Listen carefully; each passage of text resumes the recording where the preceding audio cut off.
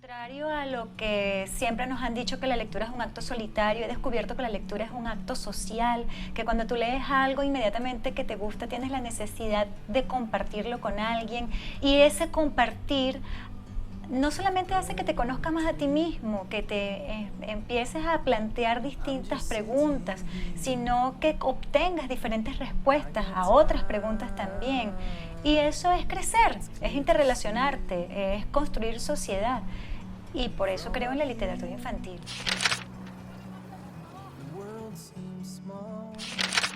Es ese espacio intermedio cuando tus preguntas cambian y no hay un nicho de respuesta entre la literatura que tradicionalmente se ha escrito para adultos ya formados con otras experiencias o para niños. Y necesitas ese espacio que la literatura juvenil te ofrece, espacios donde identificarte con personajes que le pasen cosas similares a las tuyas, con historias que profundicen un poco más en ese aspecto emocional que tú estás empezando a descubrir con otros ojos, en ese espacio también estético, porque tu estética está cambiando, hay cosas que antes te gustaban y ahora no, hay maneras de leer y de escribir que antes te enganchaban y ahora te parecen aburridas, e incluso hay ilustraciones que antes te gustaban y en este momento no te dicen nada. Entonces esa época de cambio es muy importante que tenga su propio lenguaje y el escritor que escriba para ese lenguaje.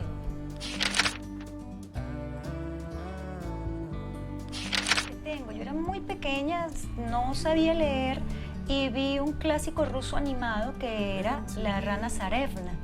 Y La Rana Zarevna se convirtió para mí en un cuento capital, fundador de mi estética literaria, que es el nombre de La Rana Encantada. Cuando aprendí a leer, uno de los primeros cuentos que leí era una traducción no literal de esa historia y en vez de llamarse La Rana Zarevna, se llamaba La Rana Encantada. Entonces, La Rana Encantada surge porque tenía ya alguna experiencia escolar, tenía después la experiencia de ser mamá, tuve la experiencia maravillosa de estar en el banco del libro y todo eso se fue sumando hasta un momento en que tú dices, bueno, quiero hacer algo por mi propia cuenta y quiero hacerlo en esta línea de trabajo que me parece interesante, que me llena, que me satisface y que creo que además estoy con ello aportando algo valioso al entorno en el que estoy viviendo. Y cuando empecé a pensar en eso dije, bueno, yo no quiero hacer algo que sea yo sola, Linsabel Noguera, que cuento cuentos y hago promoción de lectura. Quiero tener un espacio además de formación para profesionalizar el oficio de promover la lectura y de contar cuentos.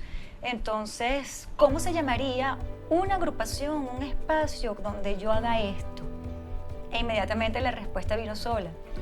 La Rana Encantada, que está vinculada afectivamente a esos primeros libros, esas primeras historias que te marcaron.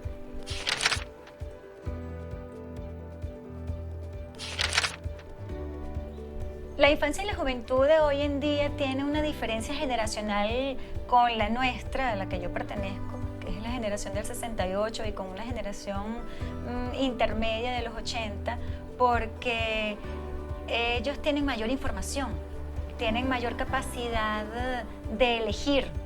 Nosotros teníamos una biblioteca limitada que muchas veces era mediada por la escuela, más que por nuestros padres cuando tuvimos la suerte de tener una biblioteca en casa. Y la biblioteca que había en casa era una biblioteca mixta, una biblioteca con la mayoría de títulos para adultos y que los cuentos infantiles eran los típicos cuentos de hadas, Grimm, Perrault, Andersen. Es importantísimo que esté allí todos los ingredientes que queremos que ese niño pueda disfrutar en el futuro. La música, las artes plásticas, el afecto cálido de esa voz de sus padres y de su familia y la lectura. Con eso construimos desde pequeños un espacio afectivo y ese espacio afectivo es, como digo yo, un tobogancito que los lleva a deslizarse suavemente para en un futuro ser lectores, tener sus propios criterios, tener su propia capacidad de selección, tener la posibilidad de decir me gusta leer y no porque en la escuela me enseñaron, sino porque lo tengo desde que tengo uso de razón.